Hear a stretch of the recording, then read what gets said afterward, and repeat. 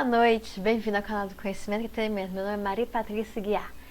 Hoje vou trabalhar uma disciplina solicitada pelas pessoas, porque como eu trabalho português, direito, e vim trazer história para você. Por que história? É importante entender história por causa da etapa do conhecimento, para entender o contexto onde a gente se encontra. Então, tudo isso para chegarmos à situação em que estamos. O contexto histórico que vivemos. Existe uma etapa. Vamos entender agora as etapas da antiguidade e a cada semana nós vamos revezar e vamos trabalhar cada etapa dentro do seu tempo. Vamos lá? História. Teoria do Big Bang. O universo surge a partir de uma explosão. Essa teoria mais antiga, discutida, tem a teoria divina, que a gente conhece, né? Que a questão da ampliação da humanidade, Adão e Eva, e a partir daí veio seus descendentes, né? E tem essa teoria do Big Bang, ou seja, que houve uma explosão e que surgiu o quê? O universo, com suas características. 8.000 anos antes de Cristo, começa o Neolítico, idade da pedra polida, tem início a Revolução Agrícola. Essa Revolução Agrícola significa o quê? Uma forma do homem viver através da agricultura para poder subsidiar a sua família.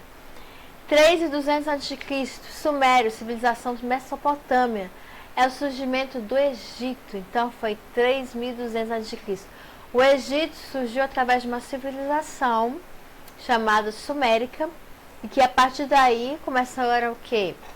Essa população começou a desenvolver toda a sua cultura e trazer o surgimento do Egito e suas peculiaridades, ou seja, o Egito traz a sua cultura, e essa cultura veio através de um povo. 1792, Hammurabi dá início ao Império Babilônico. 1600 a.C., surgimento da mais antiga linha dinástica chinesa, deixar registros históricos da dinastia Shang. A dinastia por quê? Porque tinha reinados, e esses reinados precisavam o quê? Precisavam dar continuidade, por isso que é a dinastia. 1250 a.C., os hebreus deixam o Egito, onde foram escravizados, migram para a Palestina, guiados pelo patriarca Moisés, um episódio conhecido como Êxodo. E que é o Êxodo? O Êxodo é a passagem, né? A passagem do povo do Egito para a Palestina. Por isso que é a palavra Êxodo. Por isso que na Bíblia tem o livro Êxodo, que significa passagem.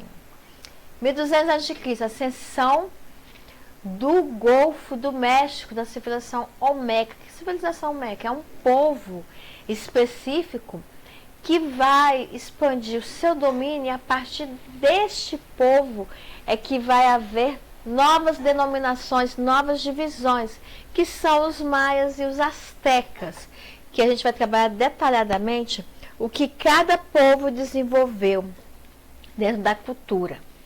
753 a.C., fundação lendária de Roma, marco da civilização romana, ou seja, é a partir daí que surge Roma, e Roma começa a desenvolver dentro da sua cultura. 476 a.C., fim do Império Romano no Ocidente, fato que marca o início da Idade Média. Lembra da Idade Média? A Idade Média era conhecida como a Idade das Trevas. Por quê? Porque, veja bem, no Império Romano, a gente vai trabalhar a civilização como um todo em sua cultura, porque na Idade Média há uma transição. Há uma transição em que a Igreja e o Estado se unem, e a partir daí vem todo um corpo estabelecido. Vai vir os cavaleiros templários, que fazem a segurança do Estado com a Igreja. Por isso que essa Idade Média é conhecida como Idade das Trevas, porque esses cavaleiros, eles vão o quê? vamos dizer, dá um conforto ao Estado e à Igreja. E a partir daí começam novas teorias a conspirarem, novas teorias que na verdade são consideradas aceitas, mas que querem transparecer o poder unificado do Estado como a Igreja. A gente vai ver isso mais detalhadamente com os movimentos que surgem neste período. 1.500 anos atrás, na verdade 1.500 anos, desculpa aí, gente. Nessa época vive Luzia.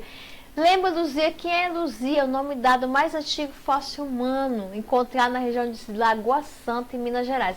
Inclusive, teve um museu em São Paulo, se eu não me engano, foi agora em 2019 que pegou fogo e tinha uma réplica de Luzia. Pegou fogo e queimou tudo. Por que lá nesse museu lá de São Paulo? Porque lá onde a família real passou, né? E deixou um pouco de conhecimento da documentação do Império. E muita coisa real estava neste museu. Inclusive esta réplica desta obra Luzia. Porque Luzia é um antigo fóssil humano, mas que ele já foi tão reconstruído, tão conservado, que eles queriam falar que existia esse antigo fóssil. 4.000 a.C., Revolução Urbana, com o surgimento das primeiras civilizações da escrita, que marcam mais a antiguidade. Por quê? A civilização da escrita, na antiguidade, onde os homens passavam e deixavam seus sinais através da escrita. A gente vai trabalhar isso, como é que se deu. Assim, paredes que você vê, tem a ligação do que foi a escrita. Está ali a obra na parede. Então, alguém passou por lá. Bem, 3.000 a.C., o atual Líbano começa a ser povoado por tribos semitas que dão origem à civilização fenícia. Fundam cidades como Sidom, Bíblios e Tiro. Colonizam vastas áreas nas margens do Mediterrâneo. Então, o Mediterrâneo, por que o Mediterrâneo? Porque o Mediterrâneo era a referência, principalmente aquela região do Líbano, na questão do pessoal que vivia lá na próxima margem, o pessoal que usava nessa questão a margem do Mediterrâneo, a questão de produção alimentícia, onde criava-se lavouras, né, ali próximo, para fazer as plantações e a partir dali tirar o que vai ser necessário para as pessoas sobreviverem, né, ali da agricultura. Aí, 58.000 anos atrás, nesta época, o Nordeste brasileiro já seria ocupado por grupos humanos, conforme indicam os mais antigos vestígios arqueológicos do país.